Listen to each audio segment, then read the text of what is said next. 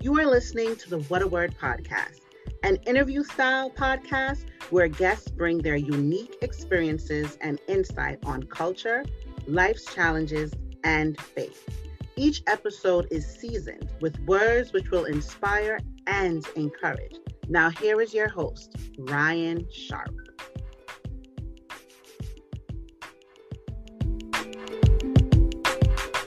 Good afternoon and welcome to another episode of the What a Word podcast.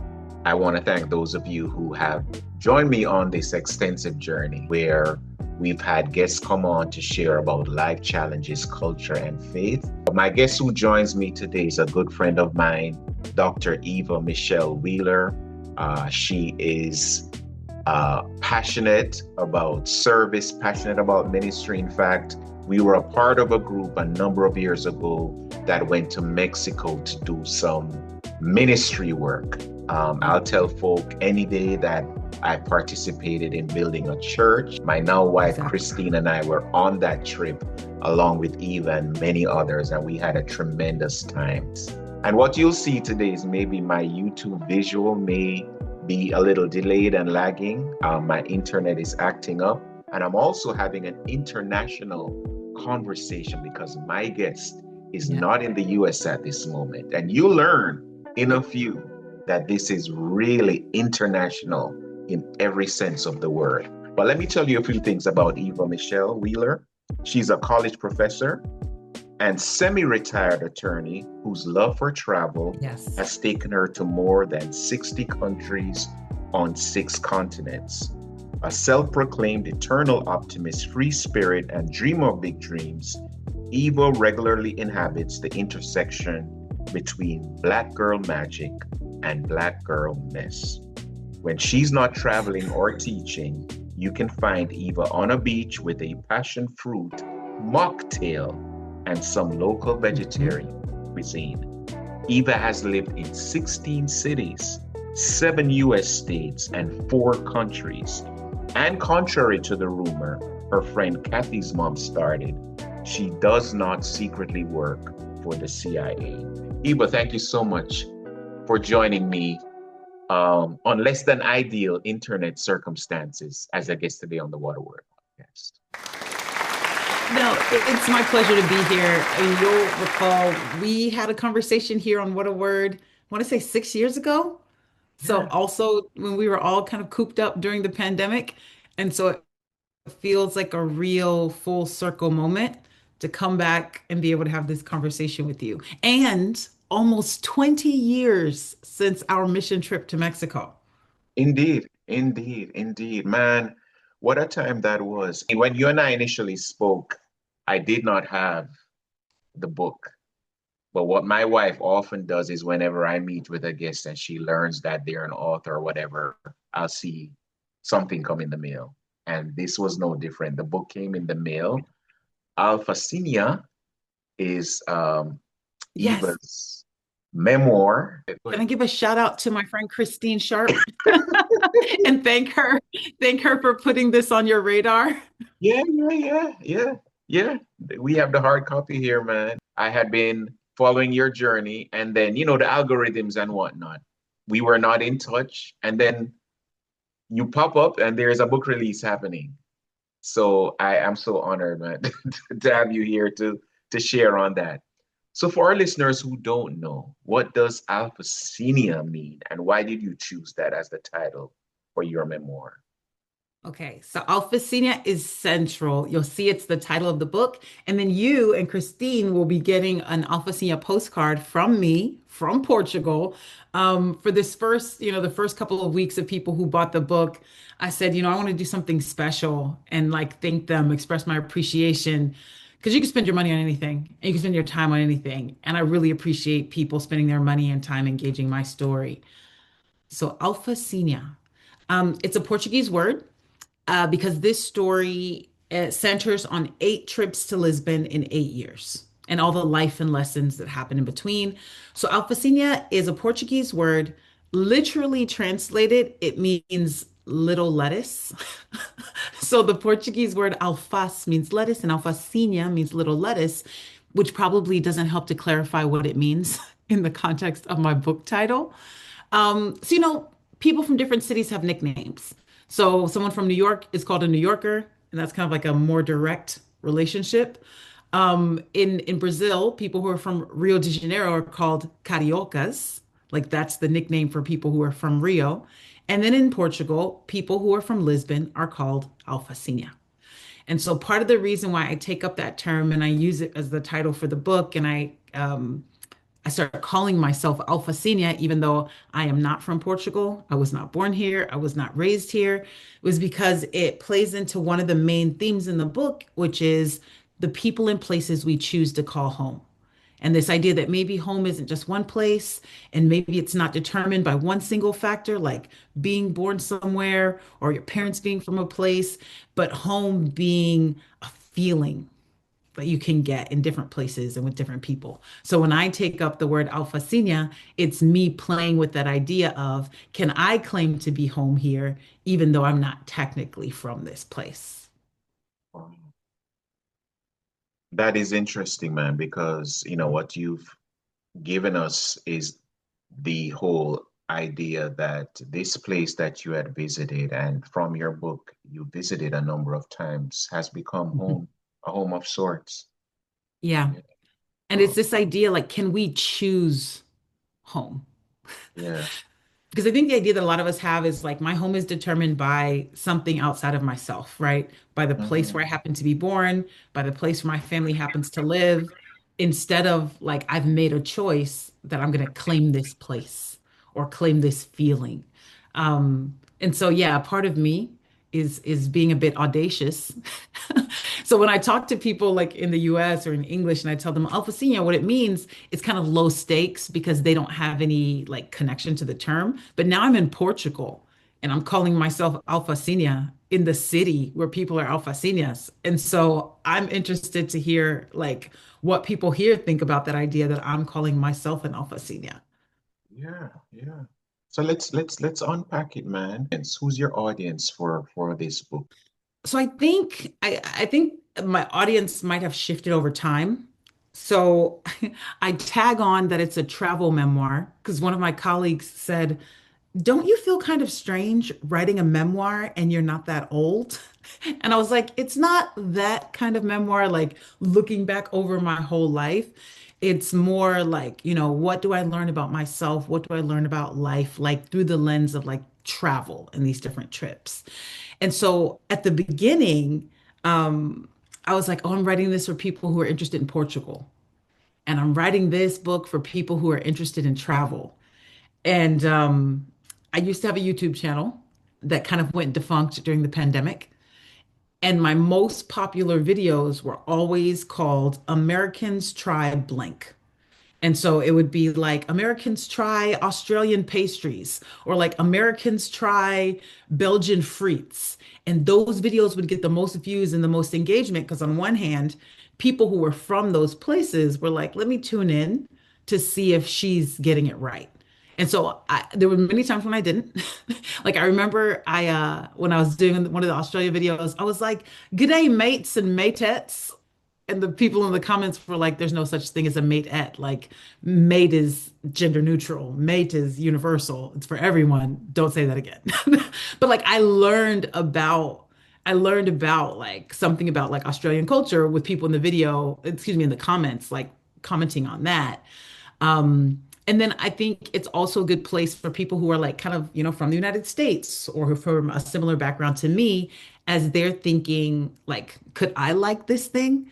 And so I tell people in some ways, Alfacinha is kind of like Americans try Portugal. And so people who are familiar with Portugal can think like, let's see if she gets it right.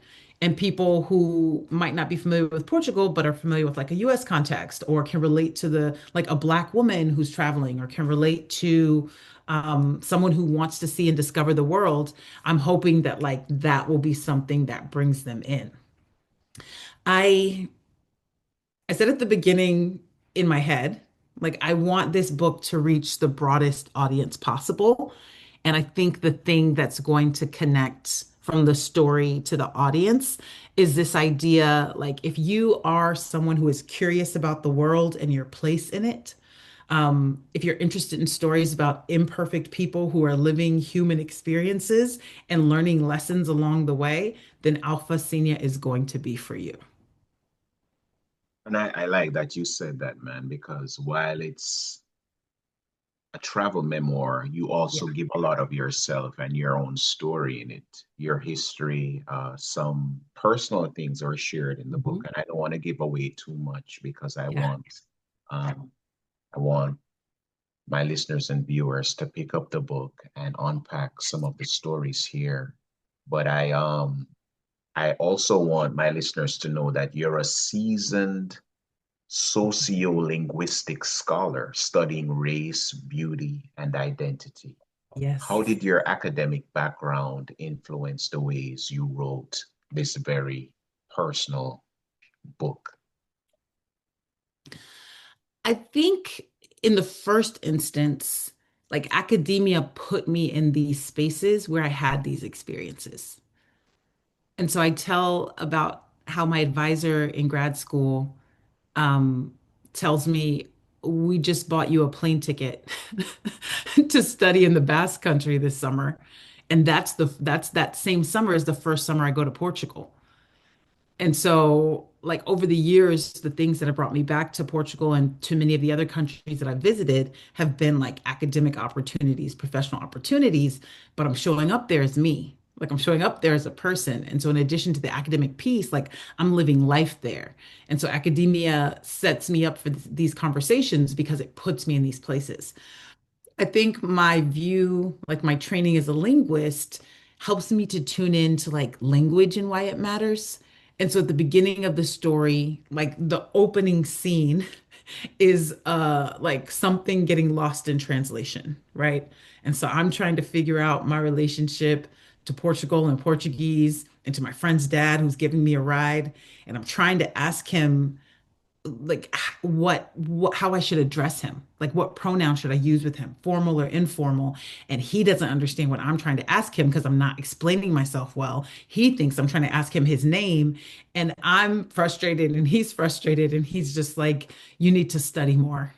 And I was like, ouch, right? Because it humbled me and it reminded me that like this wasn't going to be something that was just like a moment. It was going to have to be something that was a journey.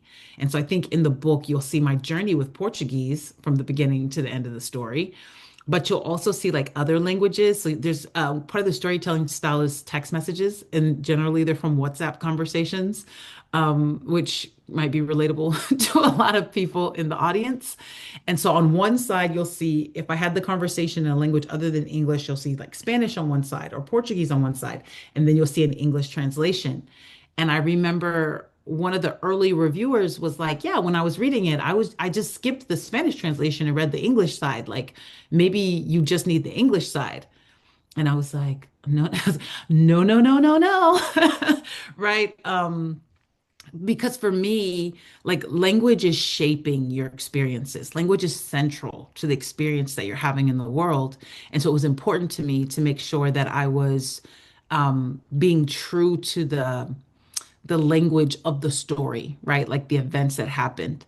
And so I remember one of the anecdotes in the book, I'm in Morocco and I'm talking about the Arabic words I know, and it's three. There's like three words in Arabic that I know. But I wanted to make sure the Arabic script was in the book. And so one of my colleagues, because I work in the World Languages and Cultures department, one of my colleagues teaches Arabic. And so I was like, Muna, can you look at this and tell me if the script is correct? And she found, I think it was like the word shukran, that means thank you. That there were like two, there was like a little symbol that was missing that would have made it, mean what it meant.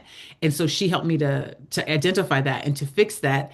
And moments like that I think are significant for me because I'm like, I want this to feel authentic. I want it to feel real. And I want people to understand that like this whole world isn't bound in like our English speaking like country and society, right? Like there's a bigger world out there and I don't want to jump ahead, but sometimes like the language, changing a language can change the way that we navigate and experience the world. And so I wanted people to kind of have like a taste of that as they're going through the book. So someone reading this book and even looking at our conversation now, maybe Mhm. trying to figure out a few things. One thing may be clear is that you speak more than one language. That may be clear to the the viewer, the listener.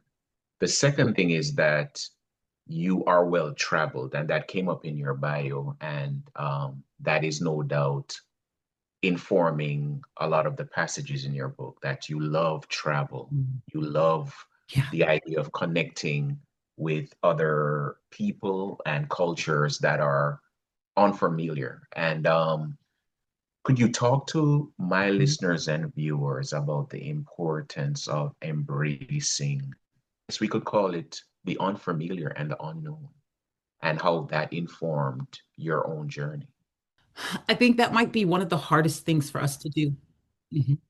I think that might be one of the hardest things for us to do as humans, to embrace the unfamiliar and the unknown, to step outside of our comfort zone, because we know and understand our world.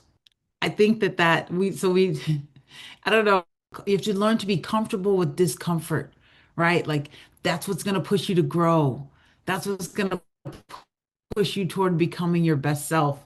Um, but it's not comfortable, right? To step into a situation where you don't speak and understand the language and you don't feel like you can explain yourself and you can't ask for the help that you need. Like that can be very humbling and frustrating, right?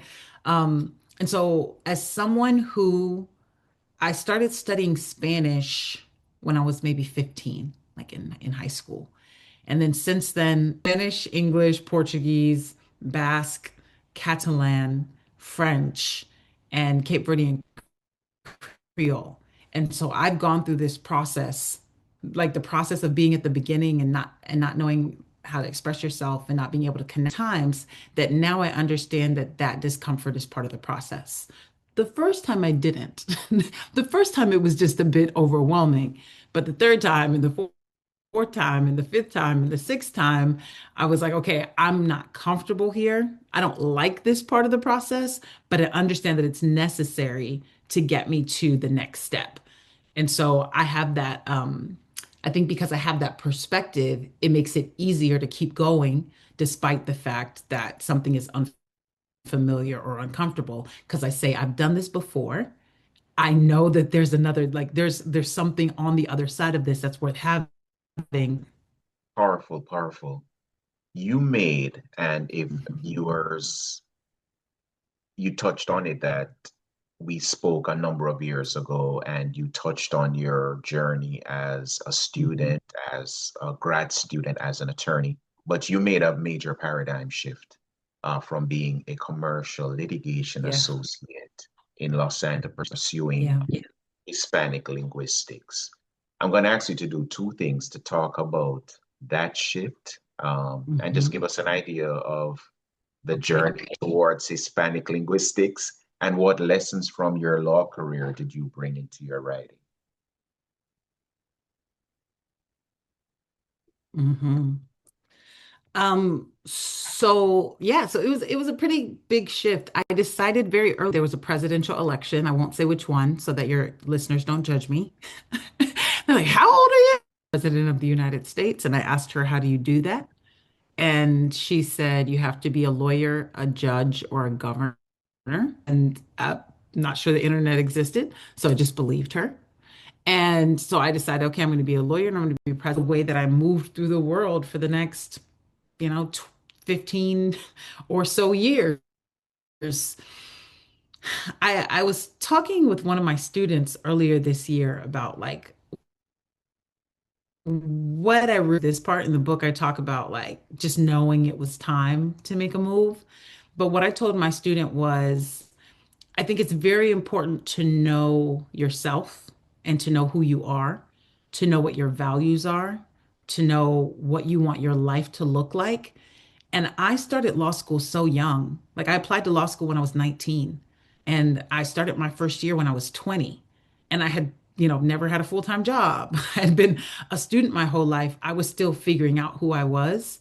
And I think part of what put me in that position where I made that career change was I had created a dream that maybe didn't fit who I had become in terms of what I wanted my life to look like, what I wanted the relationship between my work and my sense of purpose to be. And so that because of that disconnect, I think it wasn't the right fit. And so some people, namely my parents, were like, why don't you just try another area of law? And that was also an option. But I just remember feeling like I wanted to give a try, right? I had studied Spanish in undergrad, I studied in Spain, and I was like, I wonder if I could make this like language and kind of like exploring it. I wonder if I can make a career out of this. I didn't know it was a possibility, kind of stepped out on faith. And when I left the firm, I said, I'm going to lean into this dream. And if it doesn't, no regrets. I tried it out and I will find that after that first year in grad school, things were going not just great, but like amazing. And so I decided that I was going to keep years later, still going. Although I will say, no one's to say this will be forever, but 16 years. Oh, you did ask, what lessons did I learn from law? And so this is what I tell people. I always have three things. So on one hand, law school taught me kind of like this linear thinking. Like it taught me about logic. It taught me how to like explain the preceding events and then like what comes after. And I think in storytelling, that could be a really useful device. It taught me about problem solving. And so like recognizing that there's an issue and then setting about to fix it, to solve it. Um, that I think helped as I was telling the story, one of the things that I did was bring in other perspectives. So I'd send a story to other people and have them look at it and give me their thoughts. And one of my problems as a storyteller was that I left a lot of things unsaid. I was okay with it because I knew the unsaid things, but the readers would find a lot of silences in the text that it was hard to reconcile. And so I remember, like in an early draft, that one of the developmental editors was like, I know you felt tension about like discovering more about Portugal's racial history, but like you don't dig into that. Like you're just kind of like, oh, I figured it out. And she's like, how did you figure it out? Like talk about that. Or like earlier, when you say, it's a travel story, but you tell your own experience. And the first draft didn't have a lot of the personal history or the family history. And I was like, people are not going to understand why like travel is so valuable to me if they don't understand that I started off in like a burgundy van driving across country with my parents and my siblings with a portable toilet in the back, right? Like we weren't the family that was vacationing in Europe. Like this was new to me, and it put me in it put me in a new position where I had to do a lot of problem solving. And so I think I attribute that to law. And the last thing I tell people is like advocacy, like speaking up for like the issues and the principles and the people that matter to you. And so I'm hoping that, yeah, like in this story, particularly once you get past the like chapter 7, when I stop ignoring the things that are in front of my face and like start really working through kind of like meatier, wittier issues, I'm hoping that like advocacy becomes something that kind of comes out as well. Like advocacy for telling complete stories and not like leaving all those silences in the text. I love that, man. And as you mentioned, the president at the time and what it would take to become a president. I'm thinking of where we are now and Hmm. hearing so many different groups of people say what I'd envisioned about the American dream. It seems like Yeah. promise of liberty, justice, and the pursuit of happiness is fleeting for many. And Hmm. I'm wondering if I could get that experience in another country or on another continent. Many people are having those by myself conversations because of the climate we are Hmm. currently in. And I wondered for you, the how did your experience being a Black woman, experiencing cultural otherness in Hmm. Europe affect how you navigated Portugal? Um, I think I step into this in chapter one because there's a couple of incidents on like that first trip that really highlight for me that people are reading me a certain way. And so I like to say that like our bodies are texts, like our bodies are texts, our language is text, is a text that people are going to read. Like they're going to see it, they're going to hear it, and they're going to make connections. And so in my work, I started, uh, I joined a group of scholars who do this work called sociolinguistics, and it has to do with the ways that race and language like shape each other, and our relationships to power. And so one of the things that we argue in racial linguistics is that we can't treat race as something that is transparent and transhistorical, meaning that like it has one set meaning and it's always meant this thing, and we all mean the same thing when we talk about it. And so what we say instead is that we have to understand race and language as situated productions of specific histories of European colonization and slavery and imperialism, right? And so when I walk into Portugal, I have to understand that the way that people see me, the way that they hear me, is not just about me.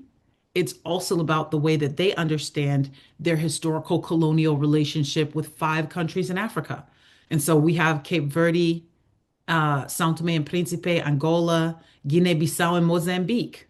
And so they were each colonized by the Portuguese, and their independence was in Guinea-Bissau was 1974, but the other four was in 1975.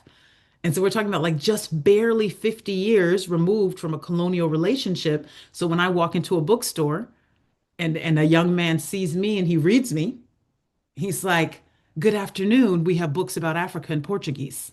And I was like, I didn't tell you what I was looking for. But he's like, "I see you," right? And I'm connecting you. And he said it in Portuguese. And so I was like, he's connecting me to like that specific history. And if you're not aware of it, like some of this stuff just kind of like flies past you. And so, on one hand, I felt a different kind of conspicuousness than I do in the United States. Like, I understand the racial logics in the United States. I understand how people read me. I understand the relationship between my language and my body. But in Portugal, it was like I had to learn new histories. I had to learn new logics. I also had to learn that I was walking through Portugal with privilege. So even though people looked at me and were connecting me to like this broader kind of like African diaspora, my Americanness was something that granted me privilege. So as soon as people find out you're American, you navigate this space differently than when they're looking at you and placing you elsewhere in the African diaspora. Um, and so I remember I had a friend who was Cape Verdean, and he said, "Okay, your Portuguese is just good enough that now you need to tell people you're American." Because before it was obvious that I was learning Portuguese. So he was like, "They're gonna know you're American because they can hear you." But he's like, now there's a question about like, is Portuguese your first language? Is it a family language? And he said, if you walk into one of those stores and you don't understand something they say, or you make a mistake, they're not going to be like, "Oh, it's fine, she's American." They're going to look at you and think that you're African like us and say, "Esses pretos não sabem falar português." Like those black people don't know how to speak Portuguese. And so like there's kind of like this awareness you have to have about the way that you're moving through the world and the way that people are perceiving you that is always connected to this long history of like colonization and imperialism, chattel slavery, and like continuing racial hierarchies. So that was something that I think at the beginning I wasn't thinking about as much, but certainly over time and meeting more like Black people, African descended people here, I've gotten the chance to learn more about what it's like to live in this space and move through this space, particularly if you don't have that US passport, like how people treat you and what your experience is like. Right, right. I want to ask you this, Eva, and Mhm. again, I'm kind of going a little backwards before coming back again to where we are now. This book Yeah. began in stillness when travel Mm. was not possible, limited, and I'm using the word limited lightly. Yeah. How did writing Hmm. this book help you to process your relationship with travel during that time? The first thing I'll say is that the pandemic was so shocking to my senses. To be forced into stillness was just something that was so unfamiliar. I remember at the beginning just trying to figure out like what do I do? Like how do I pass my days now that like I'm inside and not outside? Like I had the conference I'm actually in Lisbon for right now. I had planned to attend in April 2020 and I had my ticket like I was ready to go and the world shut down in March. And so I was kind of like, discombobulated. This would have been actually okay. So it would have been my ninth trip in 9 years, but I had just been to Portugal 8 times in 8 years. And I always, like I started telling people, oh my gosh, Lisboa é a cidade dos meus sonhos, right? Like Lisbon is the city of my dreams. And people were always like, why? Like they're like, why? What is it about this place? Why do you keep going back? Why do you love it? And I would start trying to tell them, but I just always felt like the story was longer than I had time to tell. And so when I sat down, I didn't even plan to write this book. Like this project started as a joke I made to my friend Raquel, who's in the book. So the book I actually thought I was going to write was about living in the Dominican Republic and kind of just like all the things you'll never believe about my average day navigating, right, life in Dominican society. And so I wrote that book and I made like a cover for it. And then as a joke, I made a cover for a sequel that was going to be called Alpha Senior. And I sent it to my friend Raquel. And then 5 minutes later, I was like, I was joking, but I think I'm actually going to write this book. So, first of all, the stillness, because we were all locked inside, gave me time to start thinking and dreaming and joking with friends. And then I was like, this, I'm actually going to write. Like, I'm going to write this book. But it also gave me space, I think, yeah, to like travel in my mind to this place, to this city, and think about like, how do I describe my relationship with this place? How do I describe the places that I love? I was talking to my sister yesterday and I told her I was coming to Lisbon. She's like, oh, you're going to see Raquel? And Raquel's like the friend who's at the center of the story. And she never would have, my sister never would have asked me that before. And I was like, yeah, I am.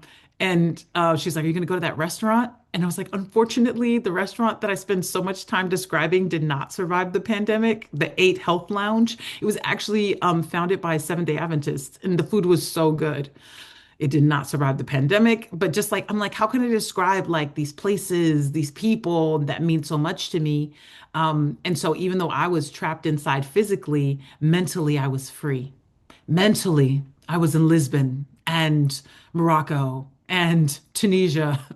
And that I think was something that helped me to maintain sanity when we were in the middle of that just totally destabilizing time. Amazing, amazing.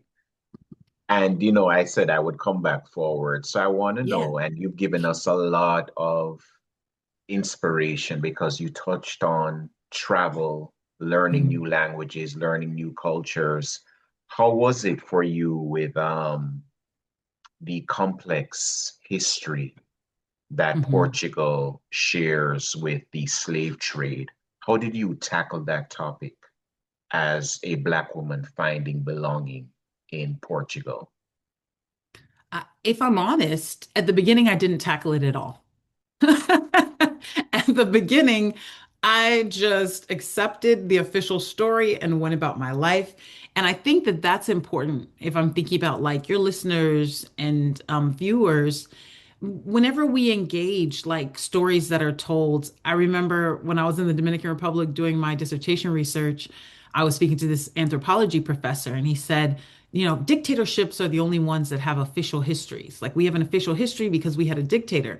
And at first I was like, oh, that makes sense. But then I started thinking about it and I was like, dictatorships are not the only ones that have official histories. Like a lot of places and people and empires have official versions of their history. And so when I first came to Portugal, I got the official version. And they were like, this is a city we rebuilt from the ashes. So I don't know if you know this, but in the 1700s, there was a period of time where Portugal was hit by like a devastating earthquake, a tsunami, and a fire. So it's just like all of these things at once. And so part of their national narrative is kind of like, we rebuilt ourselves from the ashes. And then also they see themselves as explorers. And so they don't mention the transatlantic slave trade. They mention the discoveries. And so they're like, we were exploring the world and look at all these places we discovered. But they don't use the words, like they don't own up to like the responsibility for kind of like damage that they caused. And so I was reading in an article that Portugal was the European country that had the longest participation in the transatlantic slave trade. And so the earliest and the latest, like they were in that thing the whole time. And if you think about like of the number of Africans who were trafficked from the continent to the Americas, about 40% were taken to Brazil. Like nearly half were taken to Brazil, and that was the Portuguese, right? And then the Portuguese were also middlemen in the sense that they were transporting enslaved Africans that other people had purchased in order to traffic. And so they were very much involved, but that is not a story that you will hear when you come to Portugal, unless you're speaking to people who are refusing to let it be silenced. If you come here and you're not careful, and I talk about this when I'm kind of confronting that moment myself, it's like if you're not careful, you'll be seduced by the story of like, the triumph of the empire, and you'll be seduced by the story of like the discoveries and the exploration, and you won't think about the very human cost of building empire. And you won't think about who had to pay the price. And so before I had to really confront that, and I'd say that I started thinking about that seriously. If I'm like, I'm just, it's like I'm putting this all out there. Doesn't putting this all out there. I think, yeah, I think it was my eighth trip to Portugal. Like I had been coming to Portugal or maybe it was the sixth trip. I had been coming to Portugal for like 6 years, and it was my sixth trip. And I did the um African diaspora in the Spanish speaking and Lusophone worlds tour with UNCF Mellon. And that was like a moment where I couldn't look away and I couldn't pretend. And so once I had that information, it hit me like a ton of bricks, right? Because I was like, I love this city, right? Like I could find my place here.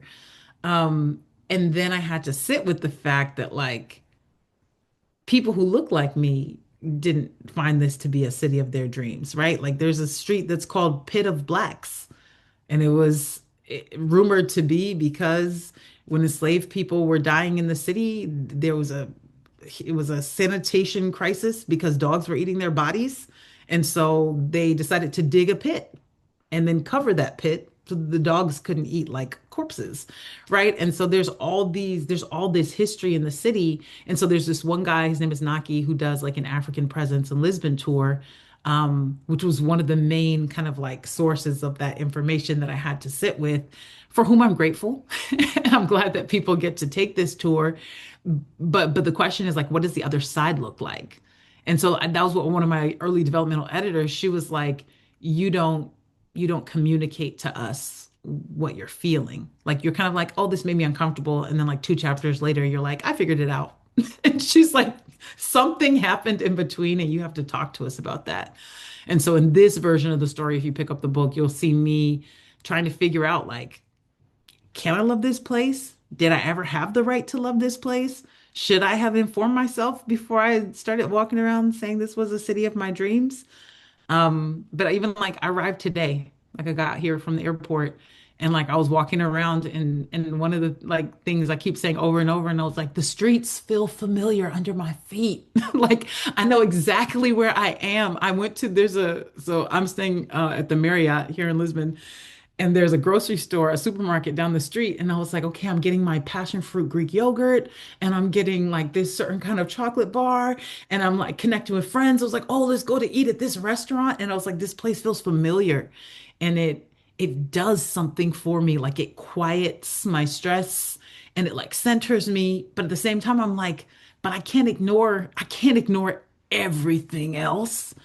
And so part of the way that I ended up reconciling it was like committing to not being okay with silences, not being willing to accept silences, meaning that I needed to inform myself. Now I see it as my responsibility to like speak to people. Like it's like if you came to the United States, right? And you listen to the official version of history, maybe you'd have one experience, right? But if you speak to people who have been excluded from power, if you speak to people who are marginalized, if you speak to people who have been oppressed, you're going to get a different story. And so in Portugal, now I'm trying to make sure that I'm intentional about connecting with people who aren't parties to the official story, people whose stories might have been in the margins before, because I think that that story, since it's a more complete story, is also a better story. And so when I say that, like, I love Portugal and I'm finding like belonging here, and it means something different now than it did, I think, in like the first couple visits. Because that was just like, I was like, oh, I love Portugal. It's like this wide-eyed wonder. And I don't know that I meant love. I think I meant like, I I am enamored. I'm enamored of Portugal. Like I like the food and the way it looks and you know like the tiles that so this is actually a photograph that I took of like a tile that was on the wall of a building and I just put it like on the front of the postcard. But like it can be a kind of a whimsical city, right? But I think love requires us to know, to know and be known. And I think I'm in a better position to say that I love this city, but it's also a different kind of like feeling, right? Like it's not just like, oh, wide-eyed wonder. It's like I love this place. I love the people in this place. I love, the way that I experience this place, but I don't have any illusions about what this place is and what it has been. And it doesn't stop me from kind of like, being able to call out like or create space for people who are already here to call out like what are the things that need to change so this can truly be like an inclusive place for everyone who's here. Because a lot of Black Americans, so there's a wave right now where like a lot of Black Americans, and I say Black people from elsewhere in the diaspora, because I have friends who are here who are Jamaican or from like Antigua and ended up moving to Portugal. And one thing they say is like, oh, it's so diverse. And so I was like, okay, that we need to we need to put a finger on why that diversity exists here. So we talk about Portugal colonizing 5 countries in Africa plus Brazil, and Brazil is the country with the largest population of African descent outside of Africa. And so it's like you need to recognize like where that diversity comes from. Um, uh, I forgot what point I was going to make with that, if I'm honest. No, I got it, man, because we were also touching on what we started off with, just the Mm, unknowns and the unfamiliar, and how we yeah. could find a home where the history of that home or some of the parts of the journey were tragic for people who Hmm. are marginalized or unheard or unrepresented. And Yeah. I think you've touched on the importance of hearing those voices Hmm. uh, in those spaces. You Yeah. know, I think you've really highlighted that for us. And I wanted to ask you, Eva, in light of Hmm. what you just said, and I think you made the point clear, by the way. I'm guilty of also having these deep thoughts in my head, which sound really good in my head, and when I'm done, I'm like, did I give them the point? But Did I I give think them just the having the gold? conversation is important because we'll get Yeah. there. But for many of us who, when we look at travel, don't have Hmm. Lisbon on our list because Hmm. of the language barrier. We don't speak another language, or it's Hmm. an unfamiliar country or culture. What Hmm. would you say to people who are stuck in a place Hmm. and there's something waiting, but they're afraid rather to Yeah. give that opportunity a shot because travel is unnerving for them or language barriers are unnerving. Your work um, highlights the importance of hearing from the unheard and unrepresented. Um, Hmm.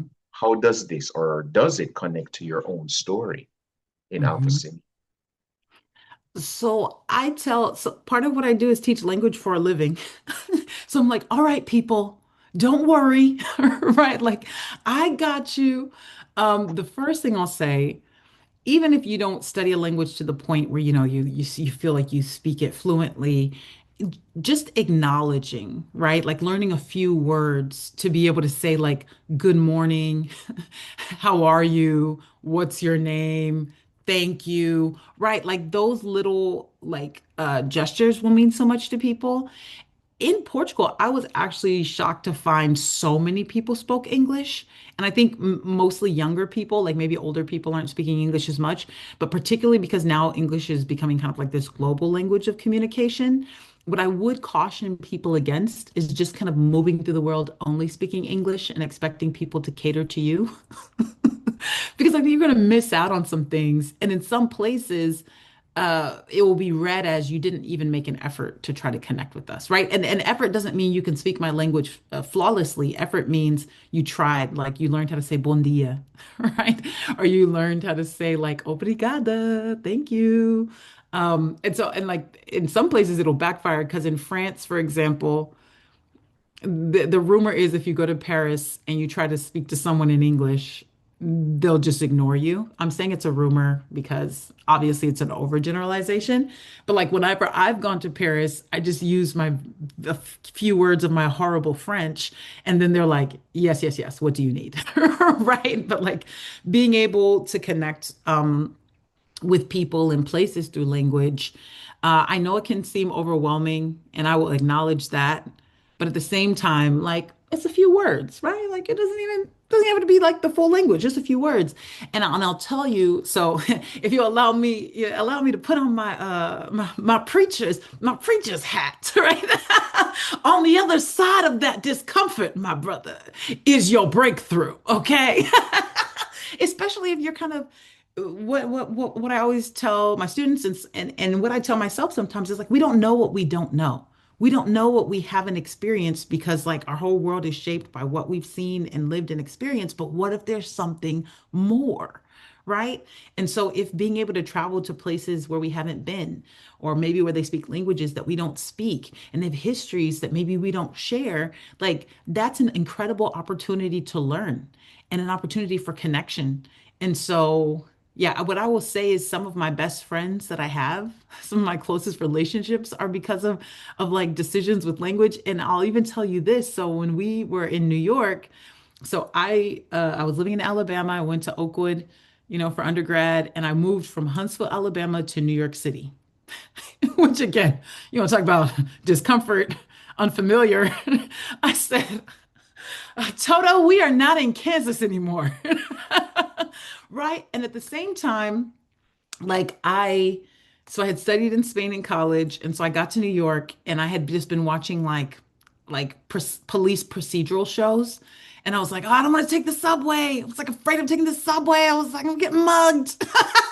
Because again, like our worldview is shaped by like the information we're consuming and what we're taking in. And so actually the decision I made about what church I was going to attend when I lived in New York was based on like that idea that I was afraid of the subway. So I ended up going to a Spanish language church on the Lower East Side because it was less than a mile from my dorm at NYU and I could walk to it. Like that was like it seems like completely by chance, but because I started going to this Spanish speaking church, then I'm involved with like, youth ministries in greater New York, then we meet on that mission trip to Cancun. Like so many of the connections and so many of the friendships that I have are because I kind of stepped out of this comfort zone and put myself in places that were initially like uncomfortable, but ultimately so, so rewarding. And so if people are interested in learning languages, just learning a language, I'd say definitely do it because I think that it brings so much more to the table. On one hand, I think it teaches you empathy. Because if you know what it's like to struggle, to try to kind of to express yourself and communicate, then I think that it makes you a lot more compassionate and patient and empathetic when you encounter someone who's in that situation in English, for example. I think it makes you a problem solver. So if you're a lawyer and you speak another language, I think you're like a super problem solver because you're trying to figure out how to get, point A to point B. And I think it also makes you resilient because like that, if first you don't succeed, try again. Language is the perfect example of that because you might try to say it one way and people are like, no, didn't understand that. And so then you have to try to find another way to say it. And then you can't like internalize, like, oh, I failed. I didn't communicate that thing I said. You still need whatever you need. So you have to keep going so you can get the thing you need. And so I think language, and I might argue travel too, like both teach us like empathy and they teach us problem solving and they teach us to be resilient if we're doing it right. Like some people, I think, you just go from the airport to the resort and you speak English everywhere. And I'm sure you can learn something from that type of experience. But like if you really want to access your breakthrough, you have to push through the discomfort and put yourself in new and different situations. And I mean, if I think back 20 years, 15 years, like I had no idea that this is what my life would look like. I had no idea. Like now I've been to Portugal 22 times, like in the past 14 years. I was at my cousin's wedding last weekend and I was talking to some people there. I said, yeah, I've been to 21 African countries. And they were like, 21 African countries? I was like, 21 African countries. And at the beginning of the book, I had never been to Africa. And that's why I was like so kind of like confused when people were like, what part of Africa is your family from? And I was like, I can't give you that level of specificity. I don't know. I've never even been to Africa. But now I've been. And that's a really special part of the journey. And if you aren't willing to kind of like step out of your routine to do something that you've never done, then you might be missing out on some truly incredible and transformative experiences. So take the risk, take the trip, take the chance, and get ready for your breakthrough. Being a black-owned business extends so much further than making great products. It's about representing the 8 out of 10 black businesses that failed within the first 18 months of launch. It's about giving hope to the 4% of startups that are founded by black women. It's about using our influence to affect change in the communities that look like us and proving to the next generation that no matter the color of your skin, nothing is impossible.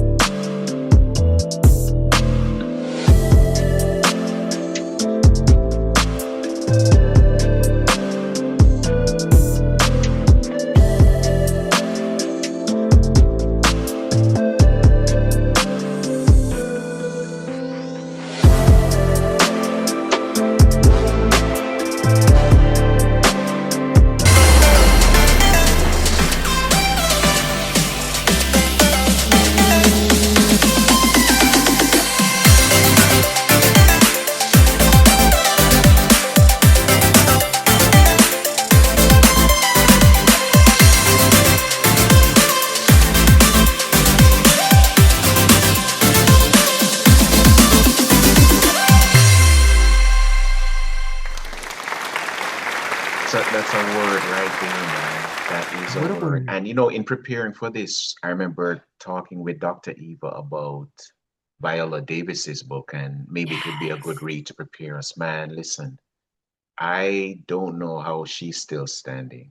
I Yeah. I What an mean, incredible story. resilience. Yeah. Oh, And she, mercy. So Viola Davis grew up down the street from where I live now. So I live in Rhode Island in a city called Mhm. Pawtucket, and she grew up in Central Falls. And it was really interesting to see the city through her eyes too, because I think, if we're talking about 40 years ago, like 40 years that have passed, 50 years that have passed, I think the places have changed too. And so it was interesting to see like what was familiar and what was different. But yeah, I was just so inspired um reading her memoir because yeah, like it just I think it reiterated for me like like we have this agency, right? Like we are in control of our lives. We don't control our circumstances, but we control like what we do with them. And so Viola Davis, she was so, I think, candid and honest and potentially like vulnerable about the tough parts of her story, particularly early on. And so when I was thinking about like telling a story that would feel honest and true, a story that was worth telling, like Viola Davis was one of the people who inspired me because I was just like, what an incredible woman. What an incredible story. And I was like, if anyone, has any similar type of reaction to anything I wrote, I would be floored. But at the very least, I was so inspired by her storytelling, Michelle Obama, like in becoming, um, and thinking about like, I remember one of the things that we talked about before we decided to have the conversation was like, what are the stories that we're going to tell in a moment like this? Right? Like, what kind of stories does the world need while everything is kind of like up in flames, like up in the air? And I think a lot of us need to realize that our stories are worth telling, right? And not having someone speak for us or speak about us, but being able to speak about ourselves. And so there's this Afro-Brazilian feminist. Her name is Jamila Ribeiro. And she has this TED Talk that's called We Need to Break with the Silences. And she says, having the right to your voice is having your right to humanity, right? And so and if you're someone who's always historically had the right to speak, then part of your responsibility is to listen and to recognize that other people have this historical need to speak. And so I think particularly for those of us who live in countries like the United States, right? We find ourselves moving through places of privilege and like places of like marginalization and like trying to recognize like what it looks like to to be able to like tell our own stories, but also to listen to other people's stories, to create space for people to tell those stories, so that we don't just have like a single voice, like a single narrative. It's part of the reason why in my bio I'm like, hey, listen, like sometimes it's Black girl magic, but sometimes it's Black girl mess. Like it's not it's not always gonna be like perfect and coming together. But like if I'm allowed to be human, if I may insist on my humanity, then it means that sometimes my story is not going to be neat and it's not going to be, magical. Sometimes it's going to be tough. But that's part of, everyone's experience and that's what makes all of us human. And so I'm hoping that like you're like, who's the audience for your book? I'm like, I'm hoping that the audience will also be people who maybe, didn't know if they wanted to tell the full story about who they are. But I mean, I think that's the only story worth telling, if I'm honest. And I had to come to that point during the 6 years when I was revising this text. But yeah, I think the only story worth telling is the true story. And people, I think we should all be able to connect with like imperfection is natural, like imperfection is a part of the human experience. How can we connect with each other, learn from each other, and then like that idea, like because you said like the American dream we're sold. Like how do we build the country we want? How do we build the world we want? Because I'm still optimistic to believe. I'll tell you, eternal optimist. I'm still optimistic enough to believe that we can build that. We can change that. We can demand that. But we have to, I think, be intentional about it. Mhm. Well, Dr. Eva, you've tied it all up for us, man. My bishop yesterday was preaching on Balaam and the donkey, and there's Mm, something, one of the takeaways was that sometimes we're striking things that can save us, mm, and there's so many ways to look at that, man, because yeah, the Bible gives us these principles about kicking against the goad on one hand, but yeah. this illustration he gave about striking something or striking a thing that could be for our benefit, I think Hmm. speaks to your experience and what you've told us about embracing the unknown, considering a new language, Hmm. considering travel, and Yeah. if you don't have the language down pat, just learning to be polite while you're there. So maybe learning the salutations, Hmm. and it's encouraged me, someone who wanted to be fluent or more fluent in Yeah. Spanish, to embrace that again and do the same for my children, to expose them Mhm. to other languages so that they can learn about other people, learn about other cultures, and have more Yeah. options.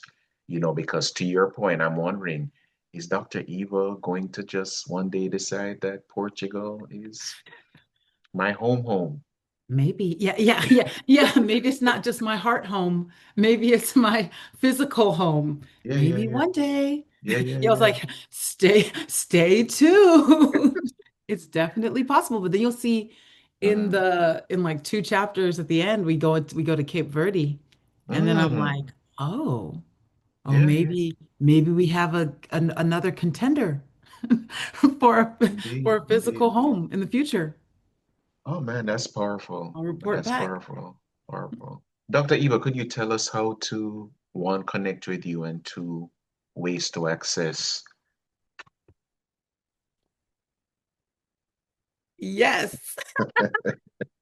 So, I would love it if people would connect with me on Instagram. So I have an Instagram account called Eva del Aire underscore, where I chronicle my travels. And so, like, if you want to see the way that I see the world, this book is about Portugal and it has like 16 other countries in it. I've been to 64. And part of what you'll see on my account is that just like I love travel. So you're gonna see me posting the food that I ate. You're gonna see me posting like the things that I did. And maybe if people are already kind of like on the fence thinking about it, maybe that'll help to inspire you, just give you that extra push that you need. Um, and then the second part of the question, what was it? So it was like how to connect with me, and then How to get the book? yeah, Yeah. very important. Okay, so there are a number of ways to get the book.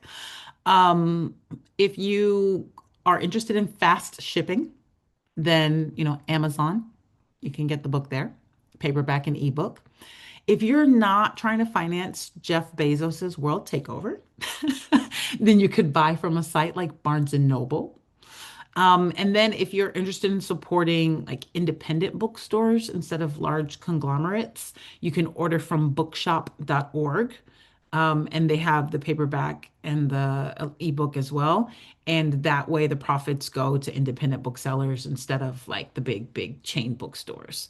I was like, I think they have it at Walmart. It's at Books A Million. So yeah, I was like, however you consume your books, we can get it to you. And then I think you'll like this one. So I was talking to a colleague on Friday. She's like, "Are you going to make it an ebook? Not an ebook, an audiobook?" And I was like, a couple of people have told me it might be easier to consume as an audiobook. So it's not an audiobook yet, but I'm hoping that'll be a summer project where I can make Alpha Senior available as an audiobook and on these same sites.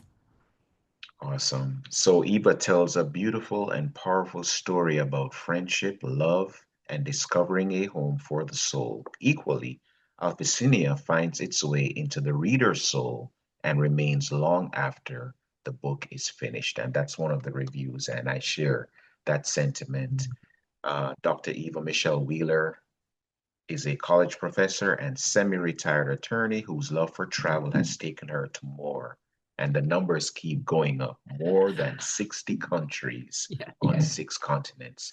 Eva, thank you so much for joining me again as a guest on the Waterword podcast. And thank you so much for sharing of your journey and inspiring us to consider going to those places that are unfamiliar and speaking to people in a language that they understand as well. It was very inspiring. Thank you so much for joining us as a guest on the Water Word podcast. Thank you to you and to my friend Christine for setting this up. Appreciate it.